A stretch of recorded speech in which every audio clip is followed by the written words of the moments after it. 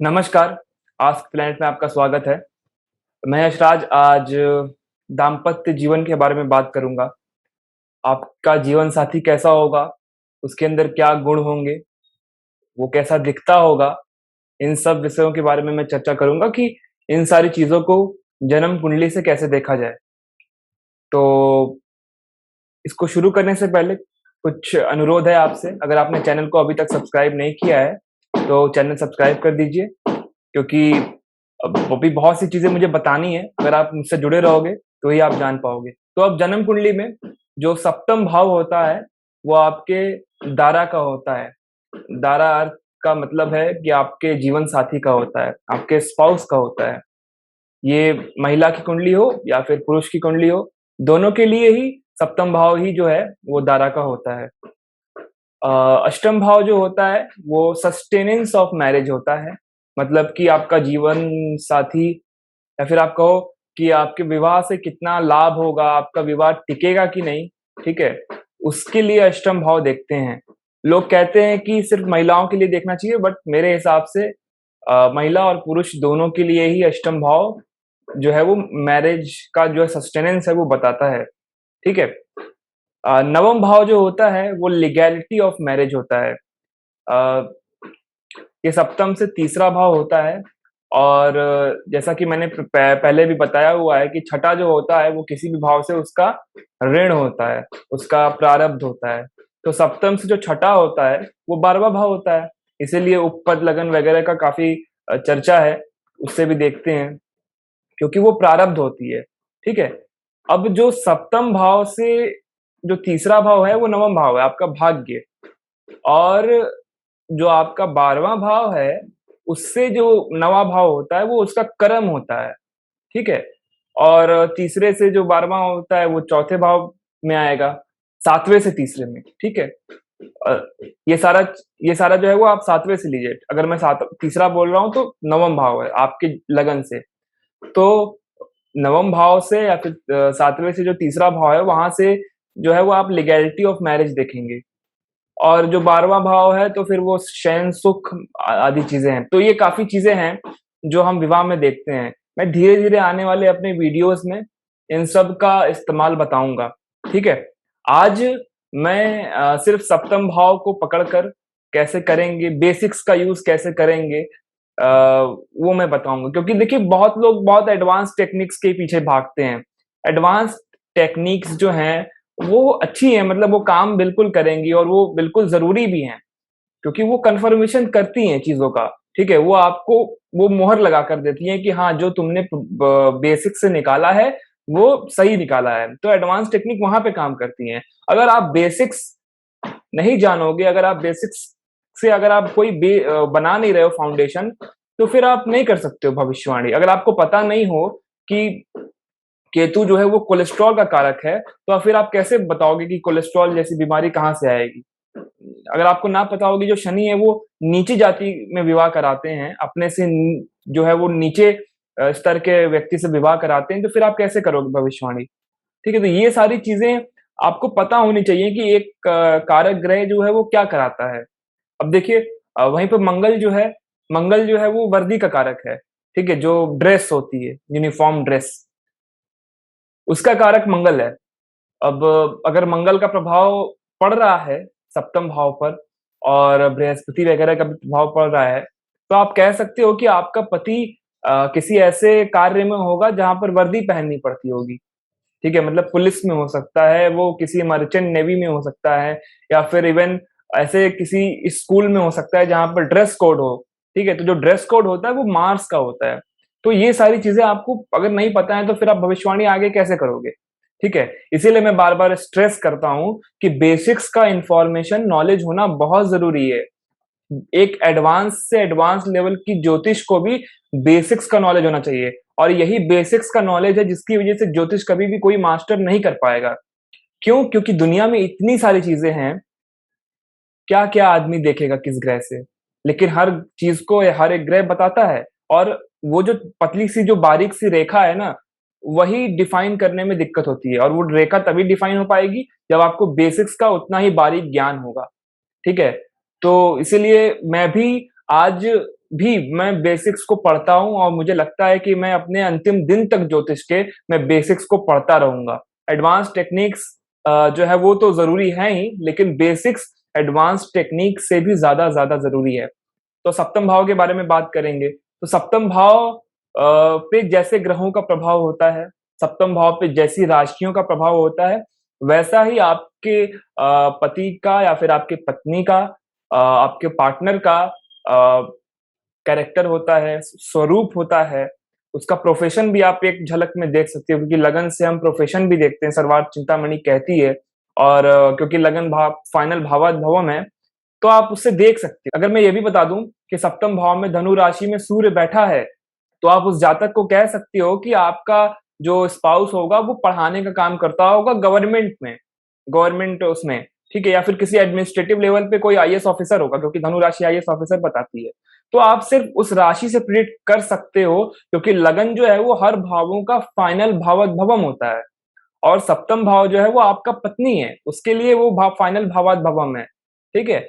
इसीलिए किसी भी भाव से आप उसका बेस बनाइए कि इस प्रिडिक्शन का बेस क्या आ रहा है, फिर आप प्रिडिक्शन करिए। देखिए, ये बहुत बड़ी चीज मैंने बताई है कि लगन जो है वो फाइनल भावाद्भवम होता है, किसी भी भाव का, किसी का भी। इसीलिए अगर नवम भाव पर भी हम विचार कर रहे हैं पिता के लिए, तो वहां से भी आप सिर्फ उस साइन को उठाकर उस पिता का स्वास्थ्य, पिता का कैरेक्टर, पिता का प्रोफेशन, पिता का सब कुछ आप उससे प्रिडिक्शन का बेस बना सकते हो, बेस बना सकते हो, मैं कह रहा हूँ बेस बना सकते हो। फिर आप बाकी भावों को देखिए कि वो उस चीज को कंफर्म किस तरह से कर रहे हैं, ठीक है? तब आप उससे प्रिडिक्शन करके दोगे। ये बहुत मैं बेसिक चीज बता रहा हूँ प्रिडिक्शन करने का। जिसको आ गया वो ज्योतिष को बहुत हद तक कर सकेगा, ठीक है? बहुत अच्छे प्रिडिक्शंस कर सकता है। बेस यही है प्रिडिक्शन करने का। तो अब टॉपिक पे आते हैं कि सप्तम भाव पे अगर सूर्य का प्रभाव हो, सूर्य की राशि का प्रभाव हो, तो आपका जो पति होगा, वो बहुत ही ऊँचे घराने से हो सकता है, वो बहुत डिसिप्लिन्ड हो सकता है, सैक्रिफिशियल टेंडेंसीज़ होती हैं, क्योंकि सूर्य देवता जो हैं वो भगवान राम का प्रतिनिधित्व करते हैं। और सप्तम भाव पे अगर सूर्य का प्रभाव पड़ता है, देखिए वहाँ पर बैठने पे ही सूर्य जो है वो ठीक रहेगा। अगर वहाँ पे दृष्टि करे ना सूर्य सप्तम भाव पे, वो ज़्यादा खराब होता है। इसलिए क्योंकि सूर्य से सप्तम भाव जो है वो विवाह को खराब कर देता है उस जातक के लिए, ठीक है? मतलब अगर किसी का सूर्य 11वें भाव में बैठा हुआ है और वो पंचम पर देख रहा है, तो वो आपके बच्चों के विवाह को खराब कर देगा। ये बेसिक प्रिडिक्टिव टेक्निक्स है। अगर सूर्य लगन में बैठा है तो वो आपके विवाहित जीवन में दिक्कत डालेगा, क्योंकि आपका वो सप्तम भाव है। या फिर आप कह सकते हैं कि आपके पत्नी के वैवाहिक जीवन में दिक्कतें डालेगा। मतलब आपको विवाह से कोई दिक्कत नहीं है, आपकी पत्नी को है या फिर आपके पति को है। ठीक है? तो सूर्य से सप्तम में विवाह से संबंधित दिक्कतें आती हैं। बहुत बड़ी टेक्निक दे दी मैंने। अगर सूर्य है तो राजा जैसा स्पाउस होता है, वो डोमिनेट करना चाहता है। उसके अंदर बहुत सी अच्छी चीज़ें होती हैं सूर्य से संबंधित, मतलब उसका गेहुआ रंग होगा, नाटा होगा, ठीक है? ईगोइस्टिक होगा, ये सारी चीज़ें सूर्य के अंदर आ जाएँगी। लेकिन सूर्य को थोड़ा-सा एफ्लिक्शन में आना चाहिए। सूर्य को बृहस्पति से दृष्ट होना चाहिए, सूर्य को शुभ ग्रहों से दृष्ट होना चाहिए, अगर उसे अच्छे रिज़ल्ट्स देने हैं तो विवाह में। क्योंकि सूर्य जो है वो नॉर्मली विवाह के लिए अच्छे रिज़ल्ट्स नहीं देता है, ठीक है? अब अगर वहीं पे चंद्रमा हो सप्तम भाव में, तो चंद्रमा सौम्य ग्रह है, चंद्रमा कामुक ग्रह है।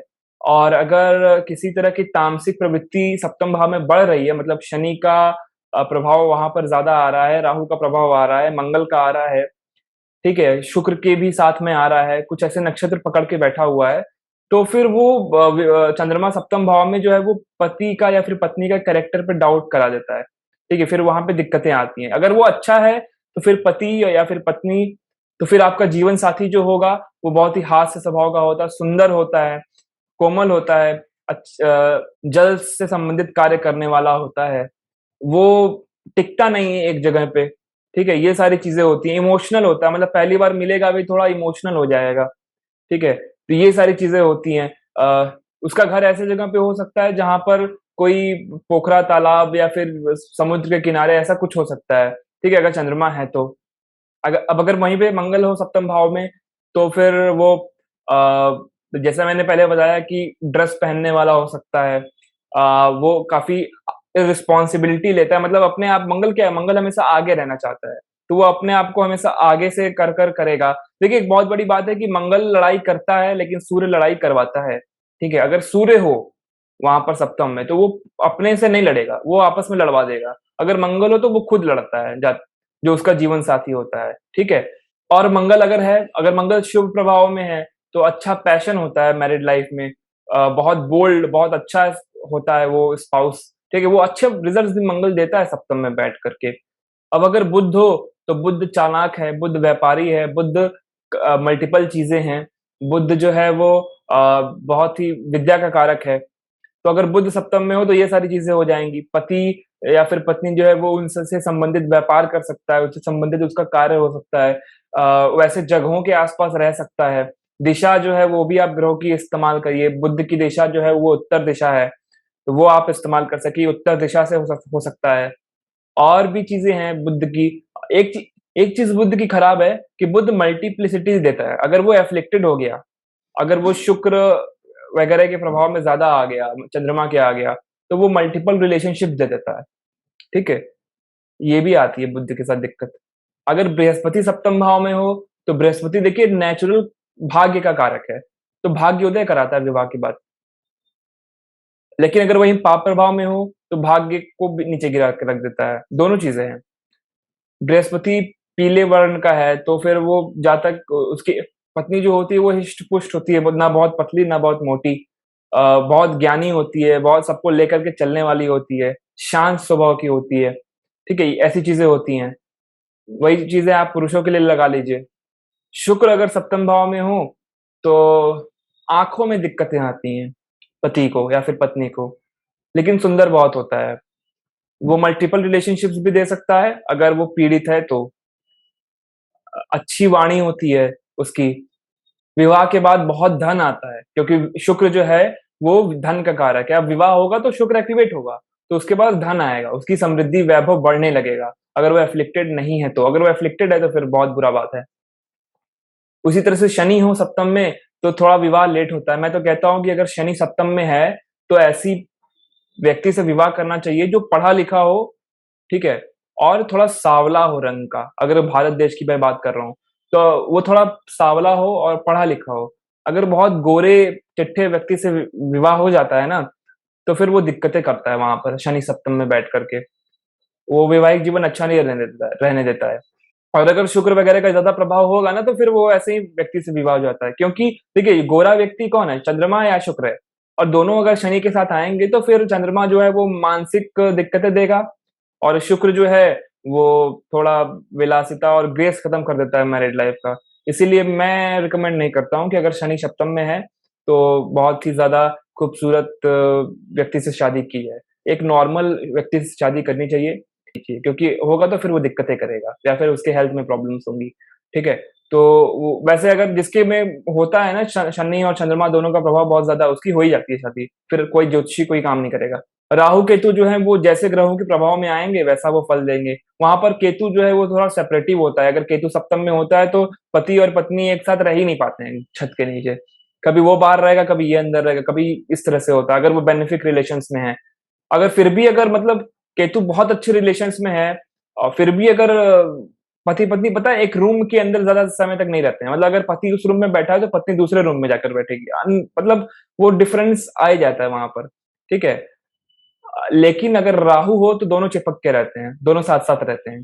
अगर वो एक पीड़ित हो जाएँ तो वो बहुत बुरी तरह से सेपरेशन करा देंगे। मतलब अगर राहु सप्तम में हो और वो पीड़ित हो जाए, तो चाह कर भी अलग नहीं हो पाता है। मतलब डाइवोर्स चाहेगा फिर भी अलग नहीं होगा। अगर वहीं पर केतु हो तो मतलब शादी होने के बहुत जल्दी जल्दी डाइवोर्स होता है। बहुत तुरंत सेपरेट करता है, या फिर कहीं दूसरे जगहों पे रहना पड़ता है कार्य की वजह से, केतु की वजह से वहाँ पर सप्तम में। तो ऐसी भी चीज़ें होती हैं। तो ये मैंने बेसिक दे दिया आप लोगों को ग्रहों के बारे में कि वो कैसे-कैसे प्रभाव करेंगे। मैंने अभी सिर्फ बोला है कि सप्तम में हों, तब ये चीज़ें लागू होंगी। आप इसको दूसरे तरह से भी लगाइएगा कि अगर इनका प्रभाव सप्तम भाव पर पड़े, तो भी ये चीज़ें जो हैं, वो होंगी, ठीक है? मैं 2 एग्ज़ाम्पल से आपको समझाऊँगा, और मेरी आपसे विनती है कि उन एग्ज़ाम्पल्स को बहुत ध्यान से सुनिएगा, क्योंकि बहुत-बहुत सी टेक्निक्स मेरे से निकल जाएँगी, ठीक है? तो बहुत ध्यान से सुनिएगा। बहुत सी चीज़ें निकल के दूँगा अभी। देखिए ये जो कुंडली है, ये राजीव गांधी जी की कुंडली है। भारत के प्रधानमंत्री रहे ये। इन्होंने लव मैरिज किया। श्रीमती सोनिया गांधी जो हैं वो इनकी पत्नी थी। विदेश में जाकर जब ये पढ़ाई कर रहे थे तब इनकी शादी हो गई। इनका थोड़ा लव मैरिज था। तो वहाँ पर इन्हें वो पसंद आ गईं और इन्होंने शादी कर ली, ठीक है? तो कुछ चीज़ें ध्यान देने वाली हैं कि सोनिया गांधी जी जो हैं, वो अपने फॉरेन कंट्री में रहती हैं, पहली चीज़। दूसरी चीज़ सोनिया गांधी जो हैं वो बहुत बड़े एक पार्टी की नेता रह चुकी हैं और बहुत बड़ा उनका मान है इस देश में। सोनिया गांधी जी जो हैं वो बहुत छोटे स्तर से उठकर बड़े स्तर पर आई हैं। सोनिया गांधी जी एक फॉरेनर हैं और एक डिफरेंट रिलीजन में एक डिफरेंट उसमें शादी की थी राजीव गांधी ने उनसे, लव मैरिज भी हुआ था। तो ये सारी चीज़ें कैसे हम लोग देखेंगे राजीव गांधी की कुंडली से। आप लोगों के लिए मैंने एनालिसिस को सरल बनाने के लिए सिर्फ़ नवांश कुंडली का इस्तेमाल कर रहा हूँ, क्योंकि नवांश कुंडली जो है, वो विवाह के लिए मुख्यतः देखी जाती है। नवांश कुंडली में अगर आप देखें, तो राहु लगन में बैठा हुआ है, जो कि विवाह में समस्या का कारक होता है। जिस किसी भी डिविज़नल चार्ट में या फिर वर्ग कुंडली में राहु केतु आ जाएँ लगन में, तो वो दिक्कतें कर देते हैं उस वर्ग के से संबंधित, या फिर अनऑर्थोडॉक्सी होती है, कुछ समाज से हटकर कुछ अलग होता है वहाँ पर, ठीक है? अब देखिए इनके नवांश कुंडली में शनि केतु सप्तम में बैठे हैं, एक्वेरियस राशि में बैठे हैं। एक्वेरियस राशि राहु की राशि है, जहाँ पर शनि और केतु बैठे हुए हैं। अब देखिए ये इनकी पत्नी हो गई, राजीव गांधी जी की। सप्तम हाउस में जो प्लैनेट्स बैठे हैं वो इनकी पत्नी को दर्शा रहे हैं। शनि केतु है, तो मलिच्छ फॉरेनर हैं, ठीक है? मलिच्छ कहेंगे केतु को वहाँ पर। तो केतु को वहाँ पर हम लोग फॉरेनर कहेंगे, अपने कास्ट, अपने देश से अलग व्यक्ति से शादी करना। क्योंकि शनि भी है, तो नीची जाति भी हो सकती है, क्योंकि ये तो ब्राह्मण थे, जो भी कहा जाए इन्हें, ब्राह्मण अच्छे कुल के थे। सोनिया गांधी जी की कास्ट के हमें पता नहीं है, लेकिन वो एक तो हैं तो फॉरेनर, हैं मलिच्छ। इस वजह से शनि केतु का रोल बहुत क्लियर दिखता है यहाँ पर। और एक्वेरियस साइन जो है ना, वो ये छोटी-मोटी साइन नहीं है। एक्वेरियस साइन अनऑर्थोडॉक्सी को रिप्रेजेंट करती है, क्योंकि लियो अगर आपका शासन को रिप्रेजेंट करता है, रूल्स को रिप्रेजेंट करता है, तो उसके अपोजिट एक्वेरियस जो है वो अनऑर्थोडॉक्सी को रिप्रेजेंट करती है, ठीक है? इस वजह से इनकी शादी जो हुई, वो ऐसे लेडी से हुई जो कि डिफरेंट कास्ट की वगैरह की थी। तो केतु और राहु का संबंध अगर आता है सप्तम भाव से, तो शादी जो है वो डिफरेंट रिलीजन, डिफरेंट कास्ट में होती है। और शनि तो उसे और प्रोमिनेंट कर देते हैं। और मैंने एक रूल बताया था पिछली बार कि अगर अष्टम और नवम का संबंध आ जाए न, तो फिर वो कंफर्म कर देता है कि हाँ भाई शादी जो है वो दूसरे कास्ट और रिलीजन में होगी। तो यहाँ पर अष्टम और नवमेश का संबंध देखिए। अष्टमेश गुरु और नवमेश मंगल, ये दोनों सप्तम में संबंध बना रहे हैं। अगर इसे सप्तम भाव से भी देख, क्योंकि उनके लिए भी तो राजीव गांधी जी अलग ही थे, तो यहाँ पर भी देखिए नवमेश जो है वो अपने से अष्टम में चला गया है, ठीक है? इसे मैं रोटेट कर देता हूँ। तो यहाँ पर नवमेश अष्टम में चला गया। तो ये इस तरह से भी आप देख सकते हैं कि कैसे में हो रही है शादी। क्योंकि क्योंकि नवम भाव जो है वो आपके धर्म का है और अष्टम भाव जो है धर्म का परिवर्तन है, इसीलिए। अब हम देखेंगे और चीजें इनके स्पाउस के बारे में कि इनके स्पाउस का क्या हो रहा है।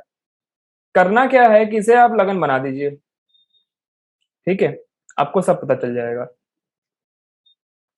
अब देखिए, अगर मैंने इसे लगन बना दिया, तो ये मैं इनके स्पाउस को देख रहा हूँ, इनके पत्नी को देख रहा हूँ कि इनकी पत्नी कैसी है। इनकी पत्नी जो है वो विदेश में रहने वाली है। क्यों? क्योंकि सप्तमेश चतुर्थ में आया है और चतुर्थेश अष्टम में चला गया है। ये एक नॉर्मल सा सिंपल सा रूल है कि चतुर्थेश अष्टम में या द्वादश में जाने पर चेंज ऑफ प्लेस दिखाता है, चेंज ऑफ रेसिडेंस दिखाता है। और सप्तमेश सप्तम भाव फॉरेनर का भाव है, ट्रैवल का भाव है, ठीक है? इसलिए ये भी जो है वो चेंज दिखाता है आपके उसमें रेसिडेंस में। तो सप्तम चतुर्थ में गया और चतुर्थेश जो है वो अष्टम में आ गया षष्ठेश के साथ। तो ये चेंज ऑफ प्लेस दिखा दिया इसने। जो दशमेश है वो 12वें में चला गया। तो कर्म जो ये कर रही हैं, ये विदेश में आकर के कर रही हैं, ठीक है?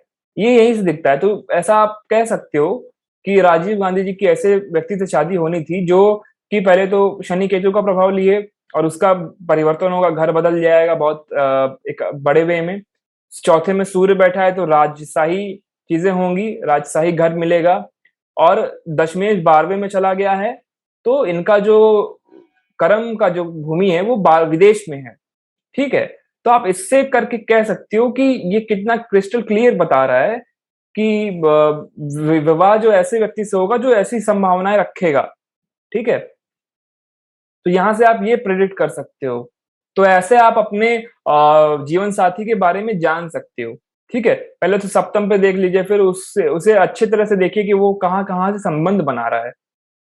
तो फिर वो आपको पता चल जाएगा कि क्या होने वाला है। अब देखिए इसमें और थोड़ा स्ट्रेस कर दूँ, तो इनका पंचम भाव जो लव अफेयर का है, वो चला गया है 12वें भाव में, ठीक है। तो इनका लव अफेयर कहाँ हुआ? विदेश में हुआ। सप्तम भाव का पेंडिंग कर्म क्या है? 12वां भाव है। वहाँ पर बृहस्पति बैठा है, पंचम भाव का मालिक। ये जो 12वें भाव का मालिक है, वो यहाँ पर आ गया दूसरे भाव में। वीनस है, वीनस के साथ में है। तो ये तो लव अफेयर का सीधा-सीधा कॉम्बिनेशन बन गया ना। हम लोग सिर्फ फिफ्थ सेवंथ करके देखते रहते हैं, ऐसे नहीं देखा जाता है। ऐसे देख सकते हैं, लेकिन अब 12th हाउस उसका पेंडिंग कर्म, उसका ऋण तो देखिए, ये पेंडिंग कर्म की टेक्निक्स हैं। अब दूसरा एग्जांपल लेता हूँ। ये जो है, ये टीचर हैं, बहुत अच्छे टीचर हैं ये। इनके जो हस्बैंड हैं, वो बहुत ज़्यादा कुछ बड़े पढ़े-लिखे नहीं हैं। ये तो बहुत पढ़ी-लिखी हैं, बहुत ज़्यादा इन्होंने पढ़ाई वगैरह करी और बहुत अच्छे लेवल पे ये स्कूल में पढ़ाती हैं अभी, ठीक है? गोल्ड मेडलिस्ट वगैरह हैं ये एमएससी में। इनके जो हस्बैंड हैं, वो बहुत ज़्यादा पढ़े-लिखे नहीं हैं, नॉर्मल उनका ग्रोसरी का काम है। अब देखेंगे कैसे इसको? इनका पति शनि सप्तम में आ गया, अष्टमेश उठ करके, ठीक है? शनि नीची जाति बताता है, मैंने कहा था। धनु राशि में बैठा हुआ है।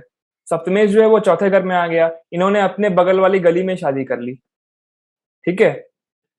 ये बहुत बड़ी टेक्निक दे दिया मैंने। अब इसे आप सोचिएगा कि क्यों कर ली? सप्तमेश चतुर्थ में आया हुआ है। इनके हस्बैंड के सिर के बाल झड़ गए हैं, ठीक है? ये कैसे देखेंगे? शुक्र दरा कारक है। सूर्य देख रहा है और चंद्रमा देख रहा है इसको। शुक्र वक्री है, ठीक है? सूर्य के सिर पे बाल कम होते हैं। ये बहुत बार लिखी हुई चीज़ है यहाँ पर। तो ये चीज़ दरा कारक से ऐसे आप देख सकते हैं। शनि जो है वो अ, वायु तत्व का ग्रह है, सप्तम में बैठा है, अग्नि तत्व की राशि में बैठा हुआ है, ठीक है? शनि और ये धनु राशि, ठीक है? ये दोनों ही राशियाँ जो हैं, ये अग्नि और वायु का संबंध बनाती हैं, ये लगन पे बैठी हुई हैं इनके जीवन साथी के, ठीक है? और इसका जो स्वामी है, वो चला गया वर्गो राशि में, वो अगेन वो राहु के साथ में, जो कि एक आकाशीय तत्व का ग्रह है, ठीक है? शनि के सर पे शनि को खूब सारा बाल कहा गया है, लेकिन इसका जो मालिक है वो बृहस्पति, इसको बाल नहीं कहा गया है, इसके सिर पे बाल नहीं, क्योंकि बृहस्पति के जो बाल हैं वो कम हैं, ये क्लासिक्स में लिखा हुआ है। अब देखिए इनके पति के बारे में आप एक चीज़ और देख सकते हैं, यहाँ पे 9 नंबर की राशि है, शनि बैठे हुए हैं, अष्टमेश बैठे हुए हैं, ठीक है? ये शनि सप्तम में आके बैठे हुए हैं। अब इनके जो पिता हैं, उनका एक्सीडेंट में देहांत हो गया था और उनके पैर में बहुत बड़ी चोट आई थी। धनु राशि पैरों की राशि है, जाँघों पे चोट आई थी। जाँघों की राशि है और शनि यहाँ पर बैठे हुए हैं, ठीक है? दुःख के कारक हैं, अष्टमेश होकर के हैं। तो इस तरह से भी आप प्रेडिक्शन बना सकते हो। बाकी चीज़ हम देखेंगे कि सप्तम भाव से कैसे हो रहा है, ठीक है? सप्तम भाव से अगर हम देखें तो इनका जो नवमेश है वो अष्टम में गया हुआ है। तो ये भी पिता को कुछ दिखाता है। अष्टम में चंद्रमा के साथ बैठा हुआ है सप्तम से, तो वो वाहन का एक्सीडेंट पिता को बतलाता है, ठीक है? लेकिन आप सिर्फ साइन से कैसे प्रेडिक्ट करोगे? ये आना चाहिए। तो आपने देखा होगा कि आप कैसे प्रेडिक्शन करोगे साइन को यूज़ करके और कैसे अपने जीवन साथी के बारे में जान सकते हो। मुझे उम्मीद है कि आप लोगों को वीडियो पसंद आई होगी। अगर पसंद आई है तो इसे लाइक करिए, शेयर करिए, चैनल को प्लीज़ सब्सक्राइब करिए and help me to grow. Hello, welcome to Ask Planets. So today I will talk about the married life. Okay, that how will be your spouse, what will be the characteristics of the spouse, where he or she will be situated, and many more things about the married life astrology. Okay, that how you can see that where will your spouse will be. Okay, so let's get started. But before starting, I request you all that please subscribe this channel, because I am in mood to give a lot of techniques. And you have not watched my earlier videos, then do watch because I have shared a lot of material on Vedic astrology which has not been shared by anyone on YouTube. Okay, so kindly watch it and kindly subscribe the channel. Now coming to the relationship and astrology, we all know that every sign and every planet has some characteristics, and those characteristics shows the nature of our spouse, character of our spouse, situation of our spouse, where he will be situated, from where he will be, is seen from all those things. Everything about our spouse we can see from there on. And what is needed for that? Just basic knowledge of science and planets. Because mostly predictions are made on the basics. Okay, advanced techniques are required just to confirm those things. And advanced techniques play their role, but to confirm the and to see it into deeply. But if you do not know about the characteristics of the planet and the science, then how will you use the advanced technique? Okay, you should know that a particular planet represents a particular utensil in your house.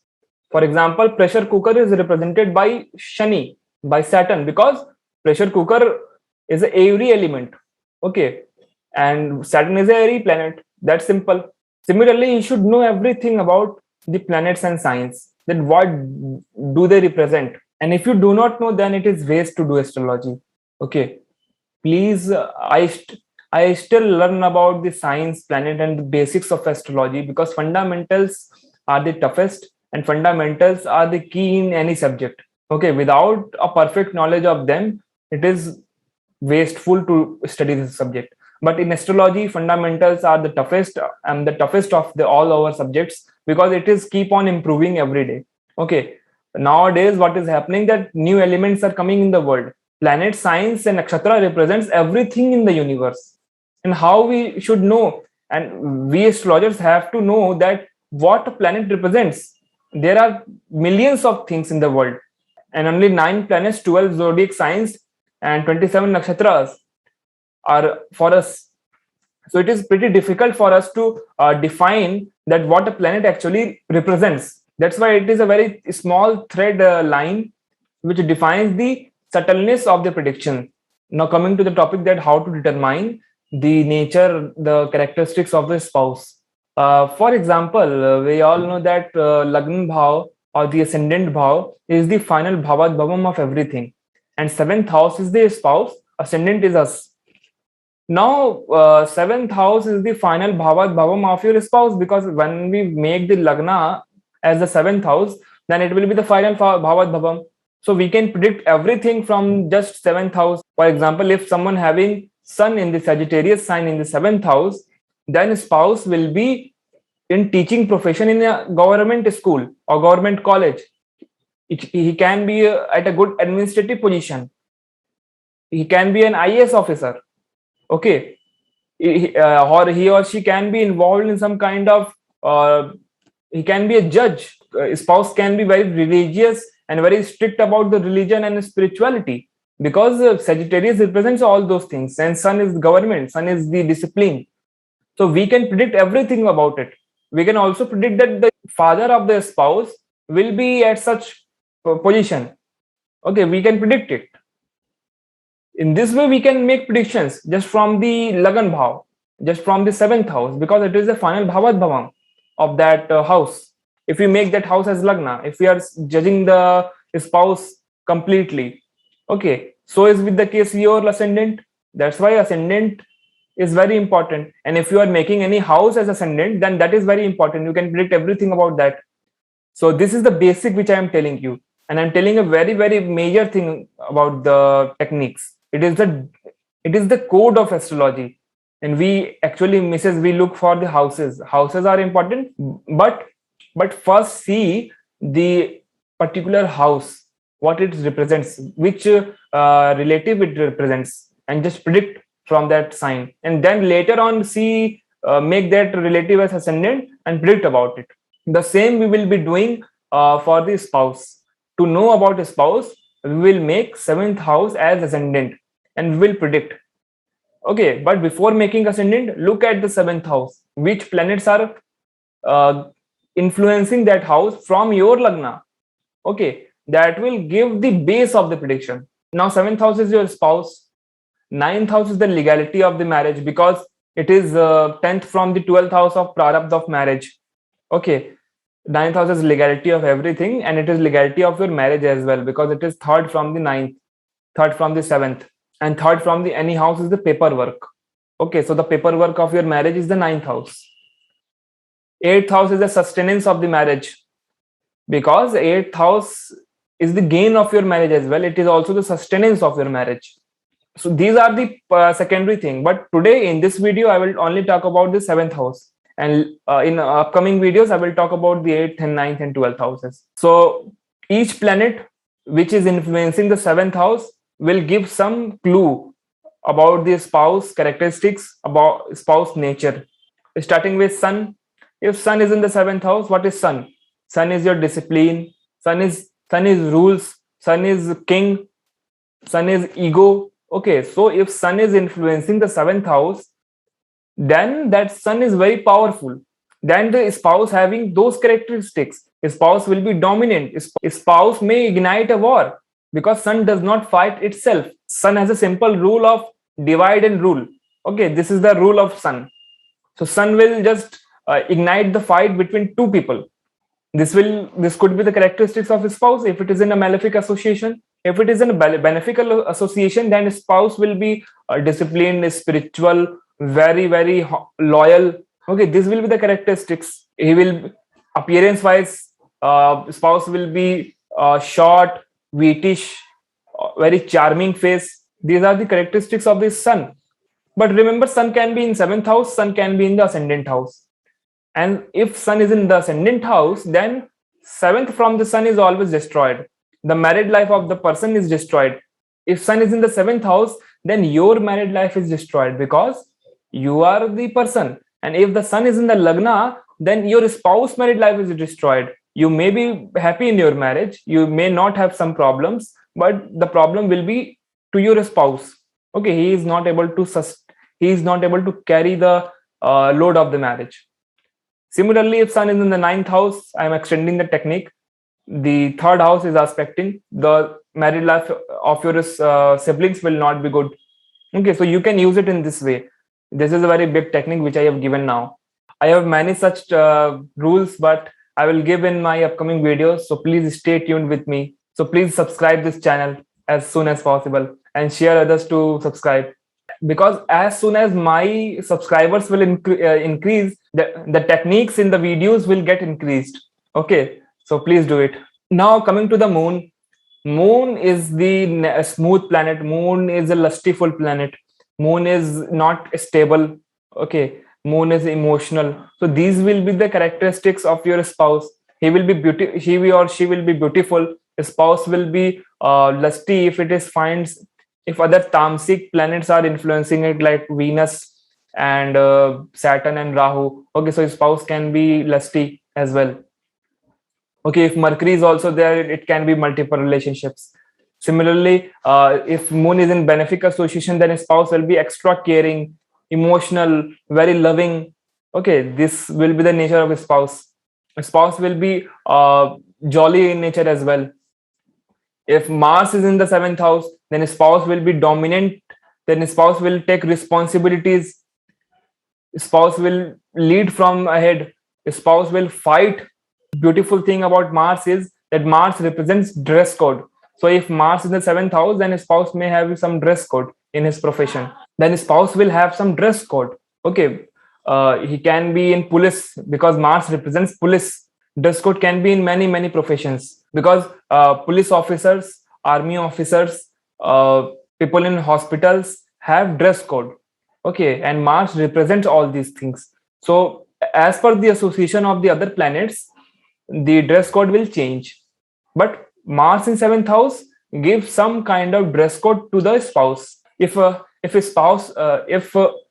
Mercury is in the seventh house, then what will happen? Mercury is a planet which is very young. So a spouse will have an appearance which is very younger in age, or a spouse will be younger to you in age. Okay. Mercury is very intelligent planet. Mercury is clever. Mercury is educated. Mercury is very good in speaking. Mercury is businessman as well. So a spouse will have all these qualities depending on the other influences. For example, if that Mercury is aspected by Jupiter, and Jupiter Mercury influence is coming to the seventh house, then spouse will be very educated. Spouse will be very good in terms of the intellect. Could be involved in some kind of management. So in this way, you can predict. Mercury is also north direction, so you can also find out the direction of the spouse based on the signs direction and the planet direction. You can look for the direction of the spouse. You can predict in this way. Now coming to the Jupiter. Jupiter is the planet of progeny. Jupiter is planet of bhagya. Jupiter is planet of happiness, peace, if it is not afflicted.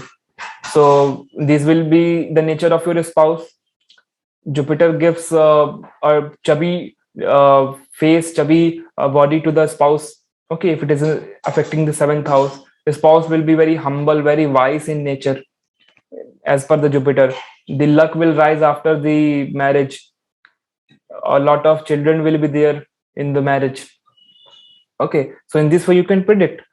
For Venus, Venus is beautiful. Venus is having curly hair, but when Venus affects the seventh house, it gives problem in eyes. Okay, Venus is a planet which represents your married life itself, and Venus present in the seventh house is not considered good, because it is kind of karko bhavanashaya. But I consider that if Venus is not afflicted, then it is very good. If Venus is not afflicted by Saturn Mars, then it is wonderful combination to have Venus in the seventh house. Even if it is aspected by Jupiter, then it is beautiful combination for the married life, because Venus is beautiful. Venus is money, so money comes after the marriage. Prosperity comes. So this can be the thing. When Saturn is there, Saturn is a planet of hard work. Saturn is planet of low caste people. Saturn is a cheap mindset.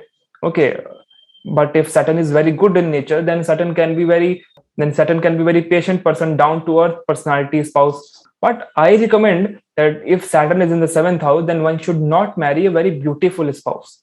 Okay, uh, spouse should be very learned and not very beautiful. Okay, because if someone have Saturn in the seventh house and marries a very beautiful spouse, then married life seems to be in a difficult situations. But we cannot do if Venus and Moon are affecting that Saturn very hardly.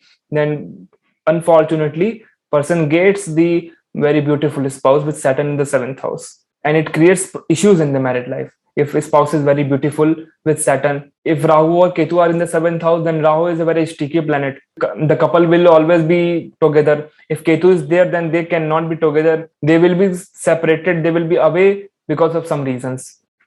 Okay, if they are afflicted, then God save them. So this was the basic information about the planets affecting the seventh house or in the seventh house. Okay, you should combine those things and you should predict about it. You also use the signs. I am teaching about the sign on my channel. So if you have not subscribed, then subscribe and do watch the videos of the signs, that what each sign represents and how you can use the signs. Okay, astrology is very basic and very easy to use if you know the basics. Now see this example. Okay, this is an example chart of Sri Rajiv Gandhi. He had a love marriage. He married in a foreign country to a foreigner, Srimati Sonia Gandhi, and she became a major politician in India. For her, India is a foreign country. So we should know that Rajiv Gandhi married a foreigner. In a foreign country, he developed the love affair. The spouse came to India, which is the foreign for the spouse, and spouse become very royal. Spouse become very royal and very major personality in foreign country. So how should we look at that? How is the life of the spouse, and what will be the nature, what will be the direction of the spouse? So I am not explaining D1, I am only explaining D9 to keep the things simpler for you. See the Lagna of the D9. Lagna is Leo, okay, with Rahu in it. Whenever Rahu or Ketu are in Lagna or the seventh house of any divisional chart, that divisional chart is having some kind of unorthodoxy or some kind of different thing. It is not normal. Okay. Here in this Naman's chart, you see the seventh house is this house of spouse. Saturn and Ketu are placed here. Saturn and Ketu are placed in a sign which is Aquarius. Aquarius is the sign of west. This is the west sign. Okay, the direction of the sign is west. The direction of Saturn is also the west. The direction of Ketu will be considered west because Ketu direction is not defined. The direction of the Ketu is determined as per the sign it is placed in. Okay, so here Ketu is also west. He married a lady which is based in the west part of the country and west part from his residence as well. Okay, so in this way you should look for the direction. Now look why a foreigner spouse and in foreign country. Fifth house is the house of love affair.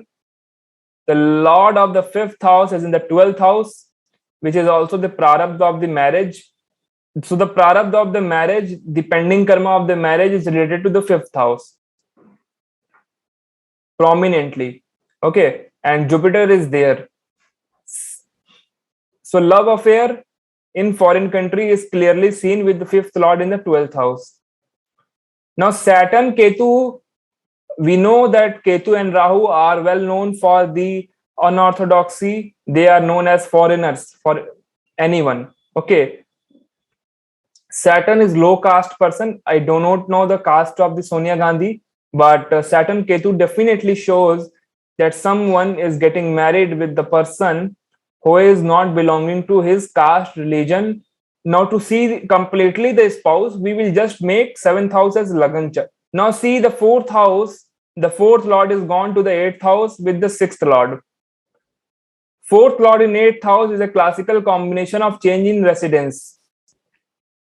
Seventh lord of foreign is in the fourth house, Sun, the seventh lord.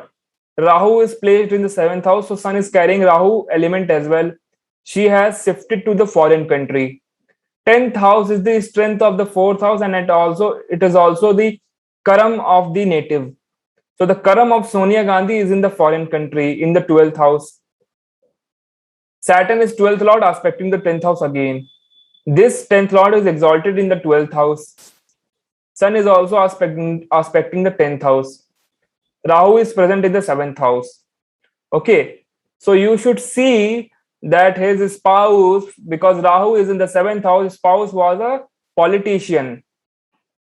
His spouse was also a pilot. Rahu represents the aviation field people. Okay. Now you see that profession of the Sonia Gandhi, which is in the foreign country, exalted. She became a major politician in India. India is her foreign country, and Sun is in the fourth house of throne. Sun is also in the fourth house of residence, royal comforts.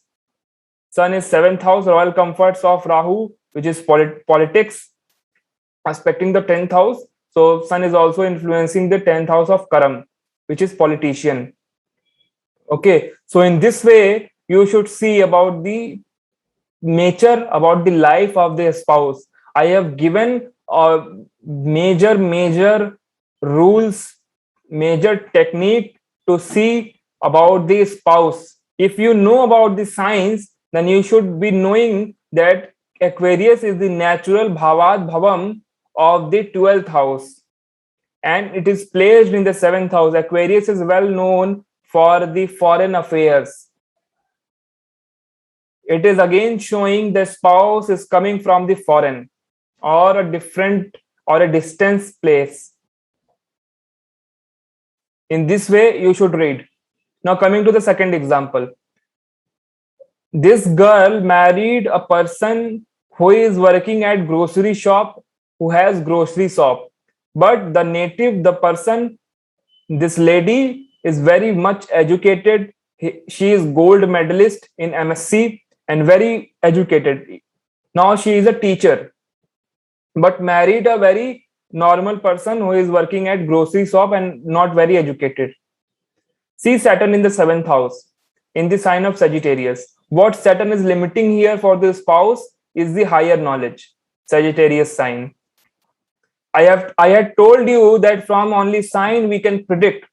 Here, Sagittarius sign is father also. Saturn is eighth lord, is placed in here, and the lord of the Sagittarius is gone to the 10th house from itself.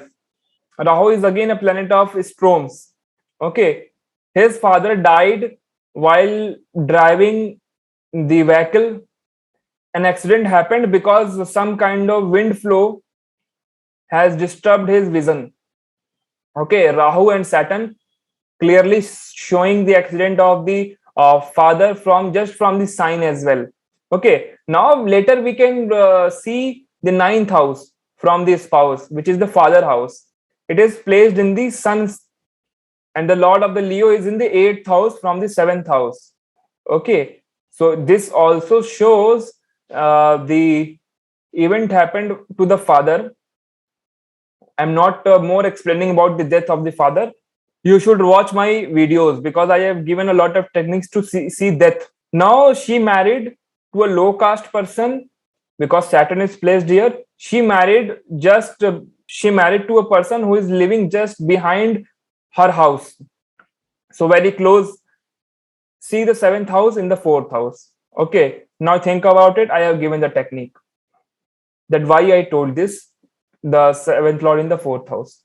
So in this way, we can see the characteristics of the spouse and how to judge that who will be your spouse, where he will be. I have given a lot of things because in a small span of video I cannot explain everything. So I have given everything, that how to see with different examples. I have given up this video is full of techniques. If you watch it, if you think about it, you will get the essence of Jyotish to see how to determine the nature, the characteristics of the spouse.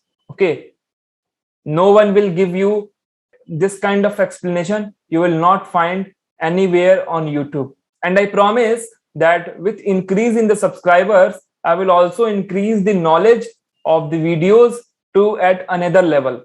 So kindly subscribe the channel and support me. Okay, I hope that you would have liked the video. If you have, then please click the like button and subscribe the channel. Comment your thoughts in the comment box. Thank you.